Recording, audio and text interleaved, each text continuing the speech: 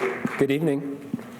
Thank you so much for having me, and what a gift to share the stage with some compelling speakers. It's such a pleasure to hear your stories, to hear your courage, to be able to sit with your ideas and allow them to shape me. So thank you to you, and thank you to all of those who have been organizing for us. We know the hard work that it takes to be in those roles, and we are grateful.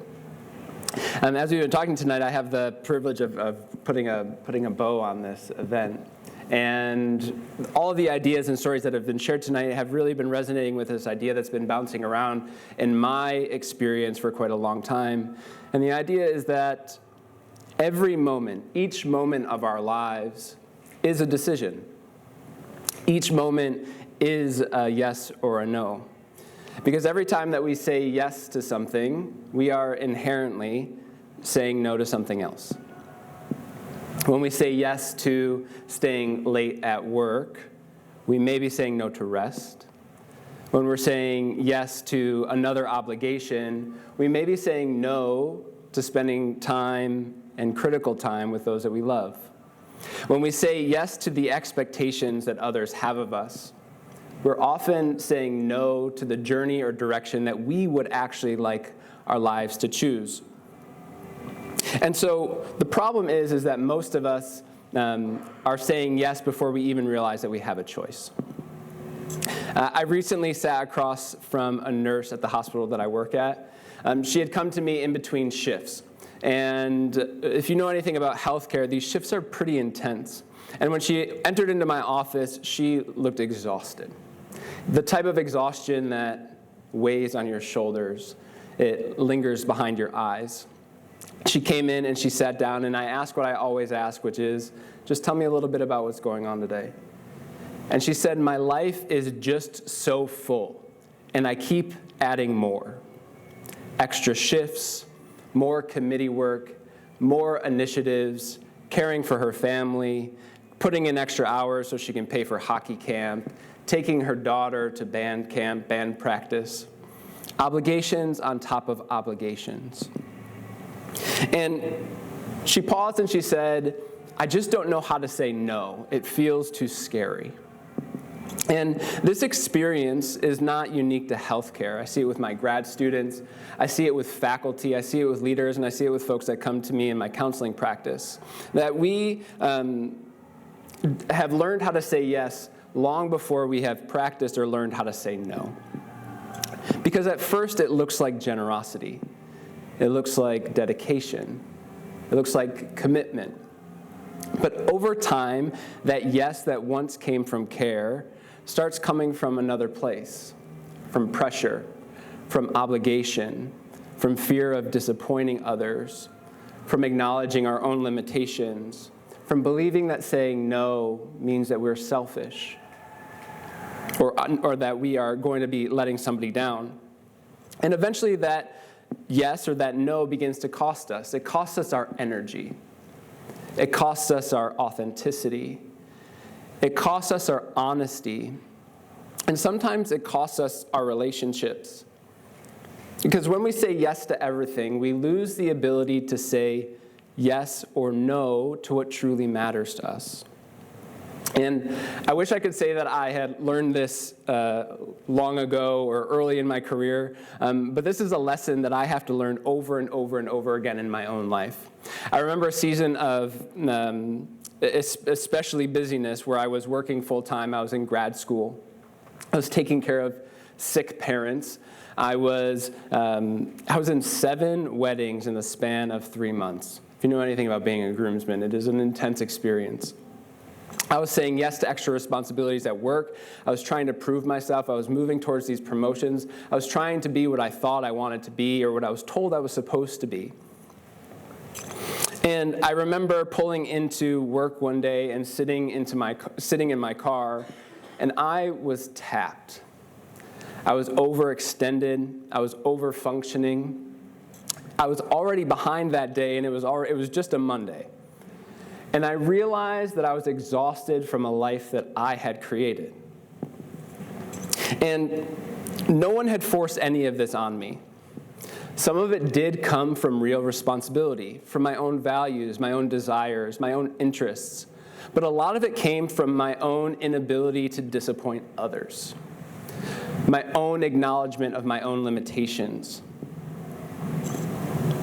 my own inability to slow down, to pause, to recognize the sensations and messages that my system, that my deeper self may be telling me. And this is a deeply uncomfortable realization, a realization that sometimes I'm embarrassed to say happens more frequently than I would like. I had built a life full of commitments that I never fully chose. And so in my work as a counselor and coach, I've started paying attention to the signals that come right before a boundary is crossed, because they're almost always there. They're the physiological signals. There's the tightness in the chest, the contraction in the throat, the crossing of the legs, the folding of the arms. But then there are the cognitive ones. There's the quick thought that comes through that says, I actually don't want to be doing this. There's the mental math of saying, how can I squeeze another thing into an already full day? But we've learned how to override those signals, because saying no is deeply uncomfortable. It feels gross in our bodies. It feels risky. It feels dangerous, because it feels like disconnection. And oftentimes it feels like we're breaking some sort of unspoken rule about what it means to be agreeable or easy to work with or polite. But what I've learned over time is this, that a clear and direct no is often an act of care, because it protects what matters most. It protects our energy so that when we say yes, we're showing up fully. It protects our relationships so that we're showing up honestly, so that we can actually experience intimacy and deeper connection with one another. Because every yes is a commitment of our life energy, and we get to spend it carefully. I also work with a physician who had come to my office just a few weeks ago, and he had the opposite challenge. He had learned how to say no early on in his career, and he said no to just about everything. No to new ideas, to collaborations, to simple requests from colleagues. And his no had become a wall. He came to work with me after a colleague had pulled him aside and said, "It feels like you've stopped being part of this team." And that conversation started an important process for him, because the reality is that we're not trying to learn how to say no more often. We're learning how to say yes and no with more presence, with more intention. Because the healthiest people that I've met don't say no all the time, and they don't say yes all the time. They know who they are. They know who they want to be. They know where they stand. They know the lives that they want to build, and the decisions that they make begin to align with that vision. And so here's the challenge. Saying no, holding a boundary, is a skill. And with any skill, it requires practice. And so we have a ton of practice saying yes, but most of the time we have not practiced saying a clear and direct no in a way that feels good and steady and clear and safe in our bodies and in our nervous systems. We just hope that the words are going to come out right when the time comes. So I'm going to invite us to try something quickly. I'm going to break the TED Talk fourth wall. I want you to turn to a neighbor. I want you to say hello. Don't be shy. Come on. Don't be shy. Say hello. Introduce yourself in a way that feels good. Maybe a name and a pronoun. And we're going to do something, and then we're going to switch. I want one of you to ask the other for something. Help you move this weekend. Join another committee. Whatever it might be. And I want the other person to practice saying a clear and direct no. No is a complete sentence. And so you can say that. You can also just acknowledge the sensations that are happening in your body. You can say something like, I'm feeling scared about saying no, but I can't do that. You might say something like, thank you for thinking of me, but that's not something I can take on right now. Or, I really appreciate the invitation, but that's not aligned with my priorities at this moment. Or even something as simple as, I can't take that on, but I'm so glad that you asked. You guys got something? All right, go ahead and try it on. And then when you're done, switch.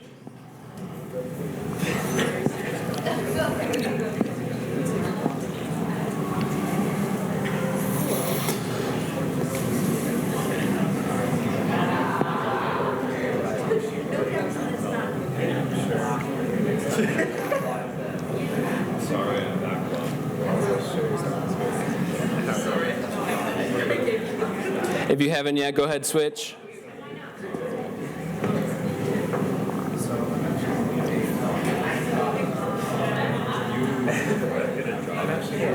All right. How'd that feel?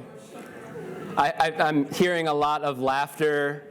I'm seeing a lot of body language that says that felt a little bit uncomfortable. Maybe it felt a little bit clunky or awkward. Maybe you have some tightness in your chest. Maybe there are some other physiological signals of that discomfort. And that's exactly the point. This discomfort is actually the boundary. This is the signal that we pay attention to. And it's about growing comfortable in the discomfort. How do I stay with the sensations that I'm experiencing in the face of somebody else's response to my no?